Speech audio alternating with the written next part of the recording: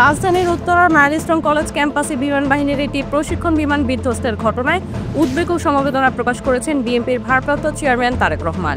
একই সঙ্গে নিজ দলের নেতাকর্মী সহ সবাইকে ক্ষতিগ্রস্তদের পাশে দাঁড়ানোর আহ্বান জানিয়েছেন তিনি। সোমবার বিকেলে নিজের ভেরিফাইড ফেসবুক পেজে দেয়া এক পোস্টে তারেক রহমান বলেন, আমরা মাইলস্টোন কলেজে বিমান দুর্ঘটনার হৃদয় বিদারক ঘটনায় গভীরভাবে মর্মাহত। যে প্রতিষ্ঠানগুলো শিক্ষার্থীদের শিক্ষা বিকাশ ও মানসিক সুস্থতার সহায়ক হওয়ার কথা, সেখানে এমন ভয়ঙ্কর অভিজ্ঞতা কোনো ছাত্রছাত্রীর জন্যই কাম্য নয়।